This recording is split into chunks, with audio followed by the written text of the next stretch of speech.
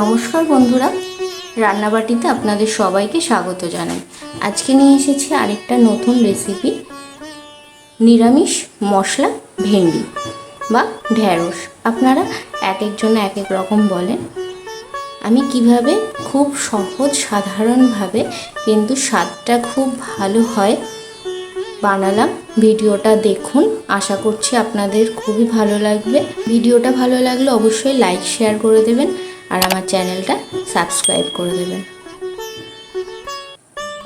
লাগছে এখানে ঢ্যাঁড়স বা ভেন্ডি নিয়ে নিয়েছি, দুটো মিডিয়াম সাইজের আলু এরকম পাতলা করে কেটে, আর লাগছে একটু আদা আর 4টে কাঁচা লঙ্কা। ঝালটা আপনারা আপনাদের মন মতো নিয়ে নেবেন। এই আদা আর লঙ্কাটার একটা পেস্ট বানিয়ে নেব। পেস্টটা এখানে রেডি। চলুন শুরু করা যাক রান্নাটা। রান্নাটা আমি সর্ষের তেলে করব। দিয়ে দিচ্ছি 1 কলা মতো সর্ষের তেল, দিচ্ছি একটা তেজপাতা, দিয়ে দিচ্ছি 5 ফোড়ন,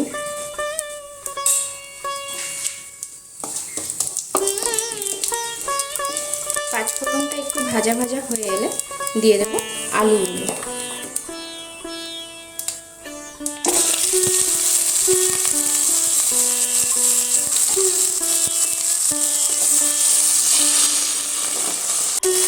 আলুগুলো প্রথমে একটু ভালো করে ভেজে নেব। আলুগুলো ভাজার সময় দিয়ে দেবো এখানে স্বাদ মতো লবণ, দিয়ে দিচ্ছি পরিমাণ মতো একটু হলুদ গুঁড়ো,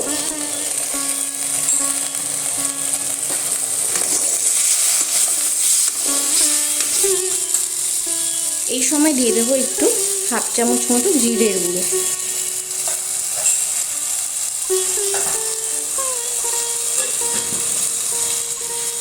এই সব কিছু একটু ভালো করে ভেজে নেব। আলুগুলো ভাজা হয়ে গেছে, দিয়ে দিচ্ছি এবার ভেন্ডিগুলো। এগুলোও আবার একটু ভালো করে নেড়ে নেব। খুবই সহজ আর খেতে খুব ভালো লাগে এরকমভাবে। আশা করছি আপনাদেরও খুব ভালো লাগবে। আর যদি ভিডিওটা ভালো লেগে থাকে অবশ্যই লাইক শেয়ার করে দেবেন আর আমার চ্যানেলটা সাবস্ক্রাইব করে দেবেন, অবশ্যই কিন্তু করে দেবেন। আর আমার ভিডিওগুলো যদি সবার আগে পেতে যান তাহলে পাশে বেল আইকনটা ক্লিক করে দেবেন।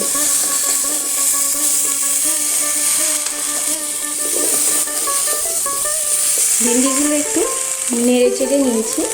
এবার দিয়ে দেবো যে মশলাটা বেটেছিলাম আদা আর লঙ্কা,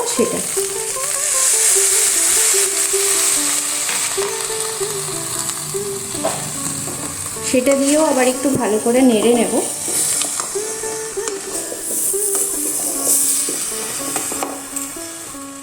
এই রান্নাটাই কিন্তু মিষ্টির ব্যবহার করব না, মিষ্টি দিলে টেস্টটা অন্যরকম হয়ে যাবে। আপনারা এইভাবে বানান, দেখবেন খুবই ভালো লাগে খেতে। আশা করছি খুবই ভালো লাগবে। আর যদি ভালো লেগে থাকে অবশ্যই আমাকে কমেন্ট করে জানাবেন কেমন লাগছে। মশলাটাও কষানো হয়ে গেছে, দিয়ে দেবো এখানে অল্প একটু জল।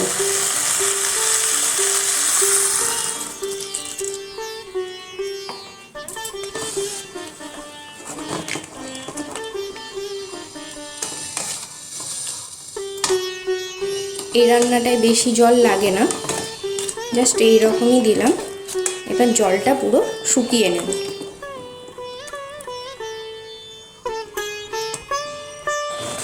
রান্নাটা প্রায় হয়েই এসছে, জলটা শুকিয়ে গেছে,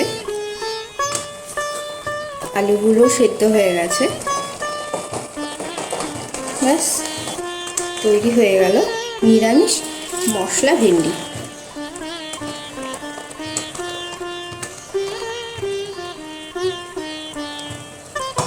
খুবই ভালো লাগে খেতে আর খুবই সহজ বানানো, ঝটপট তৈরি হয়ে যায়। আপনারাও বানান আর আমাকে কমেন্ট করে জানান কেমন লাগছে এই রান্নাগুলো। ভালো লেগে থাকলে অবশ্যই আমাকে বলবেন, তাহলে আমি আরও নতুন নতুন এরকম রান্না আপনাদের জন্য নিয়ে আসবো। ব্যাস, এবার এটা সার্ভিং বলে নামিয়ে নেব।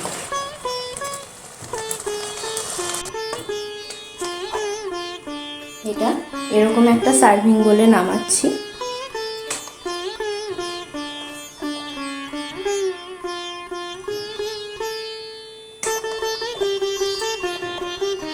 দেখুন তো কেমন লাগছে।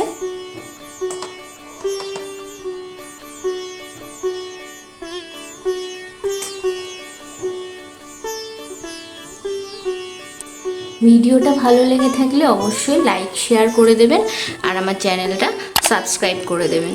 ভিডিওটা পুরোটা দেখার জন্য অনেক ধন্যবাদ। দেখা হবে পরের ভিডিওতে।